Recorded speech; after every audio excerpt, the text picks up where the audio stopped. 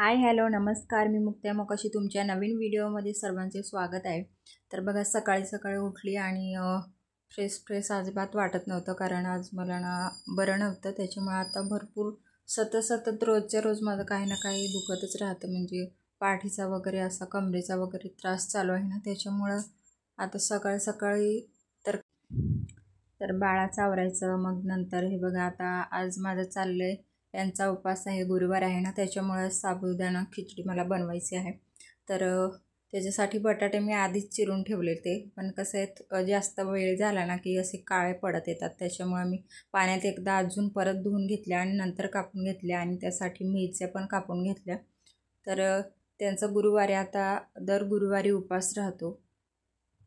तर हे बघा, बटाटे आधी शिजवायचे, आधी कांदा आणि मिरची टाकायची नाही. त्याच्यामुळे जर कांदा आणि मिरची सोबतच टाकले ना तर ते जळून जातं. बटाटा शिजायला थोडा वेळ लागतो ना, त्याच्यामुळे बटाटा शिजू द्यायचा.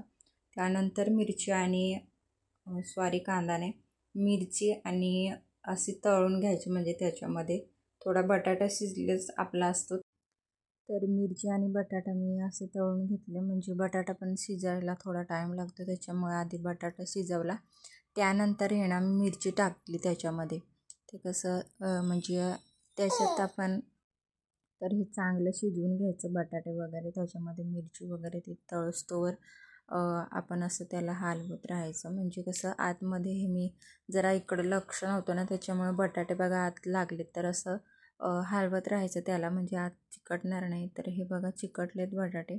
माझं लक्ष नव्हतं, तोवर ते करपून गेलं सगळं. तर याच्यामध्ये शेंगदाण्याचं कूट टाकायचं, म्हणजे कसं एकदम चिपकून हे साबुदाणा होत नाही, म्हणजे एकदम सुटसुटीत आणि खायला पण मस्त त्याच्यामध्ये. त्यामुळे शेंगदाण्याची जी आपण वाटलेलं असतं ना वाटण, शेंगदाण्याचं चटणी, ते आपण याच्यामध्ये टाकायचं. शेंगदाणे वगैरे असं ना थोडं चावायला वगैरे त्रास, त्याच्यामुळं शेंगदाण्याचं कूट टाकून द्यायचं, म्हणजे मस्त लागते शेंगदाण्याची खिचडी आणि सुटसुटीत पण होते. जर साबूत जास्त भिजलेलं असले ना तर मग एकदम पातळसारखं सगळं चिपकून राहतं. तर हे मी कधीच म्हणजे उठली सकाळी आणि आधी साबू भिजत घातले ते यांना. तर पाणी कमी ठेवायचं त्याच्यामध्ये, मग एकदम असे चिपकून होत नाही आणि सुटसुटीत होते मस्त खिचडी. बघा, मस्त अशी साबू खिचडी झालेली आहे. तर आता यांना दुपारला म्हणजे मी बनवून ठेवली, ते दुपारला आता जेवायला येणार आहे. तरी मी आताच बनवून ठेवली, कसं आहे मग नंतर टाईम भेटतो नाही भेटत, त्याच्यामुळे आताच करून ठेवली. त्यानंतर मग येतील तेव्हा परत गरम करून थोडं देणार आहे मी. तर असो, हे जर झालं त्यांचं, आता माझं पण जेवण वगैरे करायला लागेल मला.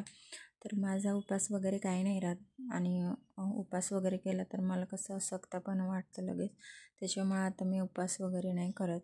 तर यानं साबूची खिचडी वगैरे मी बनवून ठेवली, आणि आता मला पटापट काम आवरावं लागेल.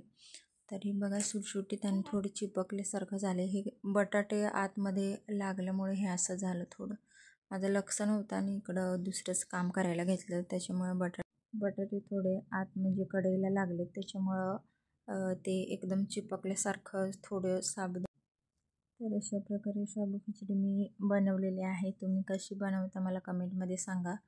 तर मला जास्त याच्याबद्दल माहीत नव्हतं, मी आताच बनवली, नवीन आताच शिकते हळूहळू सर्व. तर कशी बनली सांगा कमेंटमध्ये, लाईक करा, सबस्क्राईब करा. आणि हे बघा, माझं काम वगैरे आवरायचं होतं, आणि इथं थोडं मी सगळीकडं साबू वगैरे पडले ते थोडं पुसून घेतलं असं.